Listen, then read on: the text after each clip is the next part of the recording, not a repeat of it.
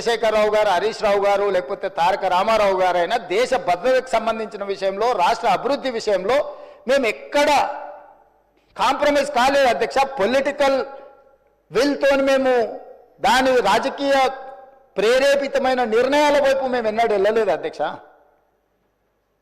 కాబట్టి దయచేసి సభ ద్వారా నా రిక్వెస్ట్ ఒక్కటే, మీరు సూచనలు చేయండి, రాష్ట్రానికి ప్రయోజనం చేకూరే అంశాలను ప్రస్తావించండి. ఇప్పుడు మీరు నెంబర్ ప్రకారం మైక్ ఇస్తలేరు, అక్బరుద్దీన్ ఓవైసీ గారికి ఎక్కువ మైక్ ఇస్తురని. Sir, we are welcoming it, whatever you have given suggestions. మీరు సలహాలు సూచనలు ఇస్తే మైక్ ఇవ్వడానికి మాకు ప్రాబ్లం లేదు. మీరు మీ కుట్రలకు, మీ కుతంత్రాలకు మీరు తెలంగాణ మీద విషం చిమ్మడానికి ఈ మైకును వాడుకుంటామంటే మీరు చాలా విజ్ఞతతోని ఇక్కడ ఉన్న వాళ్ళకి మైక్ ఇవ్వకుండా వాళ్ళకి ఇచ్చినాక కూడా మేము ఎవరము అభ్యంతరం పెట్టకుండా స్పీకర్ గారి నిర్ణయమే మాకు శిరోధార్యం అని చెప్పి మేము ఏ విషయంలో కూడా మేము అభ్యంతరం పెట్టకుండా సహకరించినాం అధ్యక్ష. అందుకోసమని ఈరోజు అధ్యక్ష నా సూచన ఒకటే అధ్యక్ష, బెట్టింగ్ యాప్ల విషయంలో కానీ, ఆన్లైన్ బెట్టింగ్ విషయంలో కానీ, లేకపోతే ఆన్లైన్ రమ్మీ విషయంలో కానీ వ్యసనాలకు తెలంగాణలో తావు లేదు. గంజాయికి, డ్రగ్స్కి, కొకైన్కి, కెసినో వాళ్ళకి, కోళ్ళ పందాలకి తెలంగాణలో తావు లేదు. అట్లాంటి వాళ్ళని మీరు ప్రోత్సహించకండి. మీరు ఎంత దగ్గర వాళ్ళైనా మళ్ళీ నేనేదైనా వివరాలు మాట్లాడితే అట్లెట్లా మీరు, ఇట్లెట్లా మీరు, కేసు అట్లెట్లా పెడతారు. మన వాళ్ళు ఉన్నప్పుడు తప్పని పరిస్థితులు వస్తాయి. మీకు బాధ ఉండొచ్చు, మీకు బాధ ఉన్నప్పుడు వాళ్ళని అట్లాంటి తప్పులు చేయకుండా ఆపాలి. గతంలో మనది అధికారం ఉన్నప్పుడు చెల్లింది, కానీ ఇప్పుడు చెల్లదురా నాయన. ఇప్పుడు ఇట్లా చేస్తే ఊకోది ప్రభుత్వం అని మీరు మంచి చెప్పుకోవాలి. తలుపు మూసి లోపల ఇంట్లో కొంత చెప్పుకోవాలా. సో దయచేసి మళ్ళొకసారి నేను ప్రతిపక్షానికి విజ్ఞప్తి చేస్తున్నా, అభివృద్ధి భూసేకరణ విషయంలో మీరు అభ్యంతరం పెట్టకండి.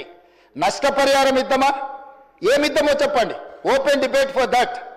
భూసేకరణ విషయంలో భూమి కోల్పోతున్న వాళ్లకు బాధ ఉంటుంది, దుఃఖం ఉంటుంది. ప్రత్యామ్నాయం ఏం చేద్దామో చెప్పండి. మూసి పరివాహక ప్రాంతంలో నష్టపోతున్న పేదలకు ఏమిద్దాము, ఒక మంచి కమ్యూనిటీ, ఒక గేటెడ్ కమ్యూనిటీ కట్టి వాళ్ళకి ఇల్లు కట్టిద్దామా, లేకపోతే వాళ్ళకి నష్టపరిహారం బాగిద్దామా, లేకపోతే ఫ్యూచర్ సిటీ రోడ్లో పోయే వాళ్ళకి ఏ విధంగా నష్టపరిహారం ఇద్దాము, లేకపోతే ఫ్యూచర్ సిటీలో భూసేకరణకు సంబంధించి ఎంత నష్టపరిహారం ఇద్దాము, లగచర్లలో పేదవాళ్ళ భూమి పోతే ఏమిద్దామో చెప్పండి.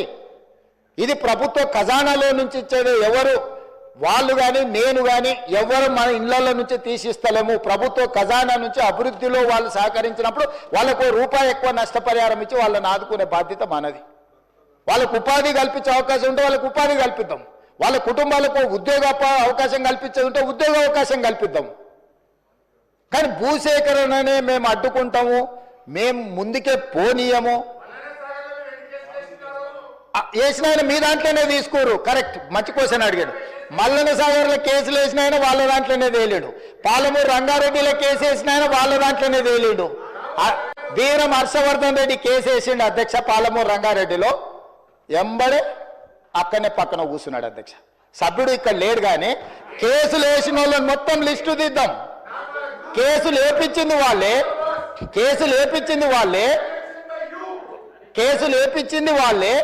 చేర్చుకునేది వాళ్ళే. రాష్ట్ర అభివృద్ధిని అడ్డుకునేవాడు, కేసులు వేసి అడ్డుకున్న వాళ్ళను మీరు ఎట్లా కండువ కప్పారు అధ్యక్ష? ఎట్లా పార్టీలో చేర్చుకున్నారు? పార్టీలో చేర్చుకున్నారు. బీఫామ్ ఎట్లా ఇచ్చిండ్రు అధ్యక్ష? మళ్ళీ ఎలక్షన్లో ఎట్లా ఇచ్చిండ్రు అధ్యక్ష?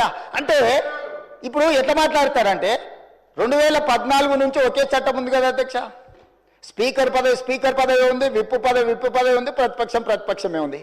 ఆనాడు ఎమ్మెల్యేలు మారితే మీరు మంత్రులు చేశారు, కనీసం మేము అట్లా కూడా చేయలేదు. మారలేదట వాళ్ళు, మేము మారనే లేదు, ముఖ్యమంత్రిని అభివృద్ధిలో కలిసి వచ్చినామంటారు. మీరు మంత్రులు చేసిన వాళ్ళు డిస్క్వాలిఫై కాలేదు, ఉప ఎన్నికలు రాలేదు. బాజాబ్తో గవర్నర్ దగ్గర పోయి మంత్రులే చేసి 5 ఏళ్ళు మంత్రి, 10 ఏళ్ళు, ఒక ఆయన 8.5 ఏళ్ళు, మా అక్క 4.5 ఏళ్ళు మంత్రి చేసింది. ఎన్నడూ ఉప ఎన్నికలు రాలే. కానీ ఇప్పుడు ఉప ఎన్నికలు వస్తే వచ్చే వారమే ఉప ఎన్నికలు అంటారు అధ్యక్ష. ఎట్లా వస్తాయి అధ్యక్ష? చట్టం మారలే, న్యాయం మారలే, స్పీకర్ ఆఫీసు సేమే ఉంది, పాలకపక్షం ప్రతిపక్షం అట్లనే ఉంది, రాజ్యాంగం అసలే మారలేదు. ఇంకెట్లొస్తాయి అధ్యక్ష ఉప ఎన్నికలు? నాకు అర్థం కాలేదు. ఏ రాజ్యాంగం ప్రకారం వస్తాయి అధ్యక్ష? డాక్టర్ బాబాసాహెబ్ అంబేద్కర్ గారు రచించిన రాజ్యాంగం ప్రకారము గత అనుభవాల దృష్ట్యా ఎప్పుడు కూడా పార్లమెంట్ ప్రాక్టీసెస్ అండ్ ప్రొసీజర్స్ అని ఉంటాయి అధ్యక్ష. చట్టంలో గ్రే ఏరియా ఉన్నప్పుడు గతంలో ఎలాంటి విధి విధానాలను ఆచరించారు, సాంప్రదాయాలు ఎట్లున్నాయని చూస్తారు అధ్యక్ష.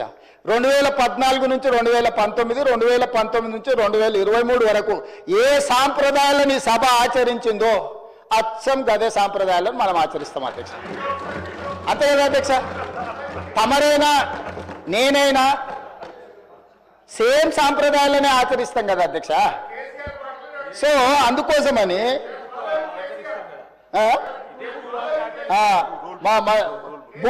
రూల్ బుక్ కూడా మారలే అధ్యక్ష. బుక్ కూడా ఇదే ఉంది.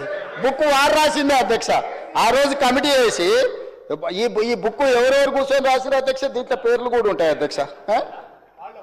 ఉంటుంది పేరు ఉంటుంది. వాళ్ళు ఈ కమిటీలో ఎవరున్నారో కూడా ఇందులో పేర్లు ఉంటాయి అధ్యక్ష. అందులో మిత్రుడు వివేకానంద వీళ్ళందరూ కూడా సభ్యులే అధ్యక్ష. మేమేం అడుగుతాడో నడుస్తలేము. ఆయన అడుగుల్లో నడుస్తాం, మడుగులో పడతాం. ఆయన అడుగులో నడుస్తామంటే మడుగులో పడతాం, సడుగులు ఇరుగుతాయి అధ్యక్ష. అట్లాంటి వాటి చేయం అధ్యక్ష. సాంప్రదాయాలను పాటిస్తామని అంటున్నాం అధ్యక్ష. ఈ సభ కొన్ని సాంప్రదాయాల ప్రాతిపదికన సభ నడుస్తుంది అధ్యక్ష. నేనున్న సభ్యులందరికీ, ఇక్కడున్న మిత్రులకు, సభ్యులకు, ఆశించుటలకు ఒక ఆయన అయితే ఆల్రెడీ నేను అభ్యర్థి ఆయన ప్రచారం తిరుగుతుండు. పాపం ఆయన అమాయకుడు. ఉన్న మంత్రి పదవి ఊడవిక్కిరు, పంచగట్టుకుర్రు. ఆయన నానాడు మా ముందలే నువ్వు పంచగట్టుకుని తిరుగుతావని ఓ ఉప ముఖ్యమంత్రినే తీసేసిర్రు. ఎందుకంటే కొంచెం మంచిగా డ్రెస్ అయితే కూడా వాళ్ళకి నచ్చక ఆ రోజు నేను చెప్పిన రోజు ఆ రోజు నాకు మంచి మిత్రుడే అప్పట్లో, అరే నువ్వు ఇంత మంచిగా కడక్ తయారై ఇట్లా చేసి నువ్వు సభలోకి వస్తే ఉద్యోగం ఊడుతుందన్న సరిగ్గా నెల తిరిగేటప్పటికి ఉద్యోగం ఊడిపోయింది అధ్యక్ష. ఇప్పుడు ఆయననే అమాయకుడే ఈ పాపము. వచ్చే వారమే ఎలక్షన్ అని తిరుగుతున్నాడు అధ్యక్ష. నేను తమరి ద్వారా ఎవరైతే ఉన్నారో సభ్యులు ఎవరు ఆందోళన చెందాల్సిన పని లేదు. ఏ ఉప ఎన్నికలు రావు.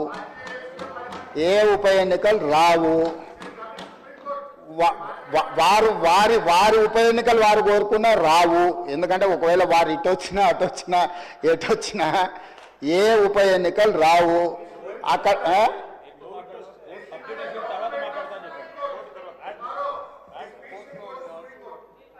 అదేవిధంగా హరీష్ రావు గారు బాగా గుర్తు చేశారు. విషయం సుప్రీంకోర్టులో ఉంది. ఆ సుప్రీంకోర్టులో సబ్జుడిస్ అయిన విషయంలో లోపల నేను మాట్లాడితే కొంత ప్రొటెక్షన్ ఉంది, కానీ బయట మాట్లాడే వాళ్ళకి ఎవరికి ప్రొటెక్షన్ ఉండదు actual. This house is immune for certain laws. ఈ సభలో మనం కొన్ని విషయాలు ప్రస్తావించవచ్చు. సభకు రక్షణ ఉంది తమ నాయకత్వంలో. కానీ సభ బయట ఉప ఎన్నికలు వస్తాయి, అయిపోయింది, వచ్చే వారమే ఎన్నికలు, మల్లవారమే ఎన్నికలు, ఇదంతా ఉత్తదే అధ్యక్ష.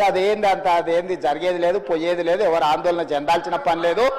ఎందుకంటే ఉప ఎన్నికల మీద మనం దృష్టి పెట్టాల్సిన అవసరం లేదు. అభివృద్ధి మీద నేను ఎందుకు ఇవన్నీ విషయాలు చెప్తున్నా అధ్యక్ష తమ ద్వారా అంటే, మా దృష్టి ఎన్నికలు ఉప ఎన్నికల మీద లేదు. మా దృష్టి రాష్ట్ర అభివృద్ధి మీద, రాష్ట్ర సంక్షేమం మీద, రాష్ట్రానికి పెట్టుబడులు తీసుకురావాలని, తద్వారా ఉద్యోగ ఉపాధి అవకాశాలు కల్పించాలని, శాంతి భద్రతలను కాపాడాలని, ఈ రాష్ట్రంలో ఎవరైనా తప్పులు చేస్తే వాళ్ళ పట్ల కఠినంగా వ్యవహరిస్తామని చెప్పడానికే ఈ అన్ని విషయాలు నేను ఇక్కడ ప్రస్తావించిన అధ్యక్ష. అంతకుమించి వేరే విషయం లేదు. అందుకే ప్రతిపక్ష పార్టీకి నేను సూచన చేస్తున్నా, మీ పట్ల మాకేం ద్వేషం లేదు. మాకెందుకు ఉంటుంది? ప్రజలు మిమ్మల్ని శిక్షించిండ్రు. ఇప్పుడు మీరు ఒక బాధ్యతతో కూడుకున్న సలహాలు, సూచనలు ఇవ్వండి. తప్పకుండా వాటిని అమలు చేస్తాము. ఉప ముఖ్యమంత్రి గారు ప్రవేశపెట్టిన బడ్జెట్లో చాలా సహేతుకత ఉన్నది. మిగతా విషయాలు, చట్టాలు, సాంప్రదాయాలు మా శ్రీధర్ బాబు గారు అనుభవజ్ఞులు, ఎప్పటికప్పుడు బుక్ చూపిస్తూనే ఉన్నాడు, విషయాలు చెప్తూనే ఉన్నాడు. కాబట్టి దయచేసి అందరికీ నేను అడిగేది, అదేవిధంగా అక్బరుద్దీన్ ఓవైసీ గారు కూడా కొన్ని అంశాలను ప్రస్తావించారు. నేను వాటిని డీటెయిల్గా మాట్లాడతాను.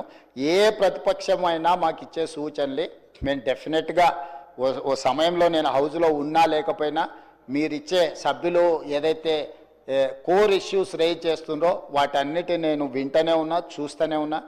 వాటిని పరిష్కరించుకొని ముందుకెళ్దాం. తమరు సభ్యులకు ఎవరెవరికి అవకాశం ఇవ్వాలనో తమరు అవకాశాలు ఇవ్వండి అధ్యక్ష. నా విజ్ఞప్తి ఒకటే, సూచనలకు, సలహాలకు సమయం ఎక్కువ ఇవ్వండి. రాజకీయ దాడి చేస్తాం, ఎదురు దాడి చేస్తాం, క్షణికావేశంలో యాసిడ్ దాడులు అని చూస్తుంటాం కదా అధ్యక్ష.